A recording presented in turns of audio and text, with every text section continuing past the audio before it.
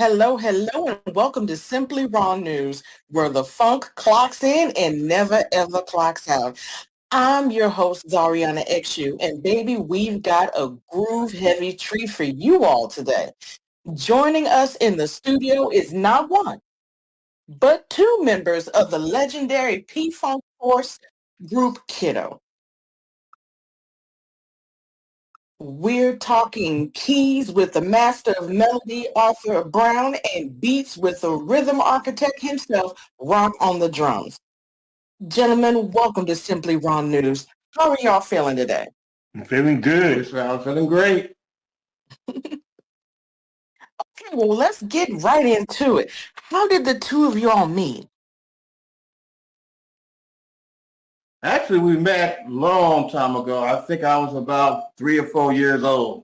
Yeah. Oh, okay, so y'all grew up together, basically. And we're still friends to this day. That's amazing. You don't find too many friendships that last that long, so that is truly a blessing. Mm-mm. Yeah, you're right. And what year did the band initially get together? Well, actually, we started as the Soul Express. Oh, Mighty Sons of Soul. The Mighty Sons of Soul, yes. Yeah. Yeah, the Mighty Sons of Soul. What year was that? I'm not sure. It had to was be 70. in this 1970, 69. Because I think, were you still at Franklin or were you at Poly when we I was started? at Franklin, Okay. Then junior high school. Yeah, it was 1970. Okay, so you all initially started as the Sons of Soul in 1970? Yes, the Mighty Sons of Soul. Mighty Sons of Soul in 1970. And when did you all become Kiddo? And what was the reason or the representation behind the name Kiddo? Oh, well, we became Kiddo, and after a couple of name changes, we had a couple of name changes him in between that time. And Kiddo was a name that our manager's wife came up with. Okay. Because before we were Kiddo, we were Sterling Silver Starship Band. And they said that the name was too long for people to remember, Sterling Silver Starship Band. So they came up with Kiddo, and we kept that. Okay, so you were the Mighty Sons of Soul. Yeah. Then you became the Sterling Silver Starship Band. No, they decided that was too long. Mighty Sons of Soul, we became the Soul Express Band. Okay. Then we became THEM, which was them, the Higher Evolution of Music. It's her latest single entitled Trauma. Then we became Together, Please Gang for Kiddo. Sterling Silver. No, Above and Beyond. Above and Beyond. Yes. And then we became Sterling Silver Starship Band. Oh, wow. You were right. You did go through quite a few name changes before resting on Kiddo. I'm to understand that all of the other name changes or all the other names that you had initially had some kind of meaning to it, seems like. Yeah. And then you finally rested on Kiddo because it was easier to remember. Yeah. Pretty much, yeah. Yeah. Got it.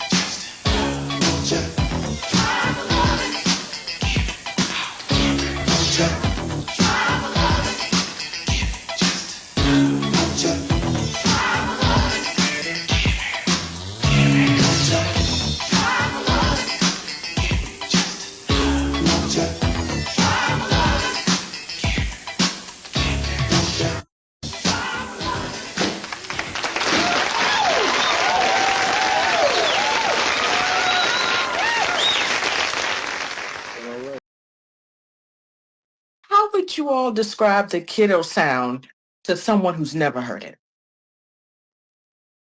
I think it would actually be like a punk funk. That was the Oh, initial sound we was trying to do, a punk funk sound. okay. Mhm. And how would you describe that to someone who's never heard that, someone who isn't familiar with that? Well, it's something similar to the Rick James sound. He plays Oh, like a, okay, a got punk it. funk sound, close to that. Okay, okay. So take us back. Please describe what it was like performing as a part of Kiddo. I didn't Mm. understand the question. Oh, I'm sorry. Uh, describe what it was like to perform as a part of Kiddo. Very exciting. We was fucking it on the one. I Yeah, bet. exactly. Now, We I'm kept the sure you pace all moving. have That's a what we did. moment as a part of the group that sticks with y'all. But could you please elaborate on the old English 800 malt liquor black college tour? uh,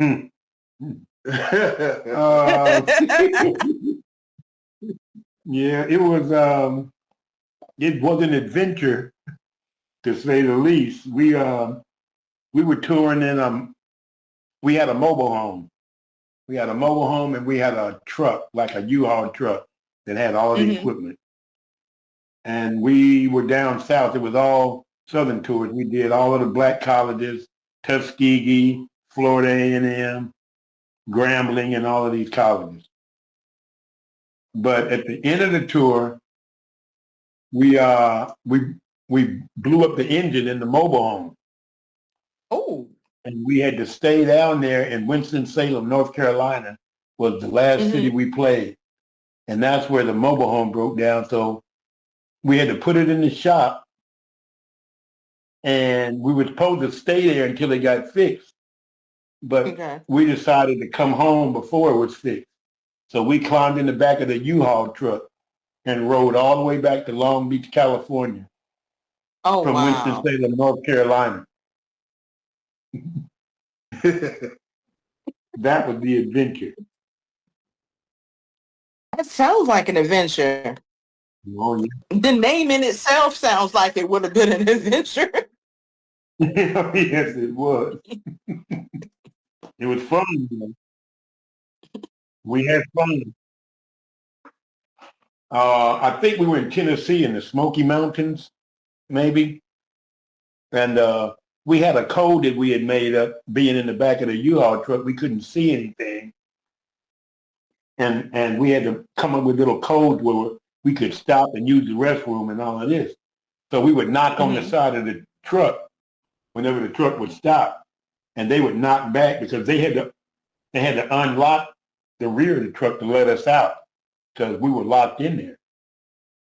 So the truck had stopped, and we weren't sure where we were at. We figured we was at a bathroom stop somewhere. And when we opened the back of the truck up, there was a line of police behind us. Wow. They wanted to know where we were going and what were we doing in the back of the U-Haul. And we made up a story, told them we were going to, they told them we couldn't ride in the back of the truck. We told them that we were just going to go to the next school to play, and then after that we were going to take a Greyhound back home. And so they said, okay. And we told them some school we made up because we didn't have any more shows. Yeah. And they told us the school that we gave them, they said it was 100 miles in the other direction, and they followed us back to the other place that we weren't even playing at. They made us turn around and go back there because that's what we told them we were playing wow. at. And then they left. And then They were after we determined, were weren't sure they? they were gone, we got back on the highway and continued our journey back to California. Oh my gosh. So Good yeah, thing that gas was prices weren't like how they are now. huh? That's a good thing gas prices aren't how they are now. Oh yeah, Of course. right. And I took all our money. Yeah, because the mobile home had 2 gas tanks on it that we had to keep Oh, filled. So when we were driving, when one of them would empty, we would just hit this little switch and it would click over to the other tank. okay, gotcha. Yeah. Yeah, Well, I personally am in love with the bass guitar and synthesizer in Try My Lovin'. Are there okay. any Kiddo Thank you. recordings or performances rather that fans should look for? Or better yet, what are your personal favorites? And what? Song? Songs, yes, songs. My favorite song, I think, was Thinking About Their Charms, the ballad that was on the first album. Okay. Yeah, I think that was my favorite. Well, actually, all the songs were great to me. Mhm. Yeah. Okay, and also disclaimer, these questions are for both of you all, so any of you can answer. Or better yet, what are your personal favorites? My favorite song, I think, was Thinking About Their Charms, the ballad that was on the first album. Yeah, I think that was my favorite. Well, actually, all the songs were great to me. Mhm. Yeah. Okay, and also disclaimer, these questions are for both of you all, so any of you can answer them. Mhm. All these years later, why do you believe Kiddo is still part of the conversation amongst hardcore P-Funk fans? What impact did Kiddo have on the P-Funk legacy? Actually, we had a great following. And to this day, we still have a great following. So on the P-Funk level, we're still funking. We can get together right now and still keep up with the greatest. Right. Mhm. And what do you want people to remember about that specific era? 80s funk, 80s was like the 80s and late 70s that's where the real music, I would consider the real music was being released. Absolutely. Around that time, especially funk. Funk music was at its peak at that time. And I would like people to remember that the funk is still alive, that it never really died out. Yeah, because real music never dies. Yeah. So we're just keeping funk alive. Absolutely. Yes, it did. What did the time in Kiddo teach you about music and life in general? Um, I can't get. I would say as long as you follow your dreams and you don't quit, give up that they could come true. Absolutely. Because we started out with a plan, and our biggest dream, I think, was to be on Soul Train and all of that, and we stayed together until we made that happen. We didn't know it was going to happen, but we stayed together until miraculously it did. Good. And if Kiddo were brought back today, what do you believe it would look like? It'd be more powerful, more stronger, and more exciting. Yep. A funk extravaganza. I'm sorry, I just got the visual in my head, and that's why I'm smiling from ear to ear. Uh-huh. Do either of you all have any personal projects going on? Or have either of you been a part of anything outside of Kiddo? I've just been working on a couple of songs, and and there's little gigs here and there that pop up. Okay. Actually, myself, I've just been doing the church thing. I've been playing with the church for now a good 20 years. And thank the Lord for that. Yeah, I have also. I'm still playing for a separate church in Long Beach. Okay. All right. Arthur Brown and Rock, ladies and gentlemen, thank you both for blessing us with your time, your rhythm, and your story. The legacy is loud, the funk is forever, and the impact is undeniable. I'm Zariana XU for Simply Raw News, where the funk clocks in and never clocks out. Until next time, stay bold, stay raw, and keep the groove alive. Okay, thank you. Thank you. Mhm.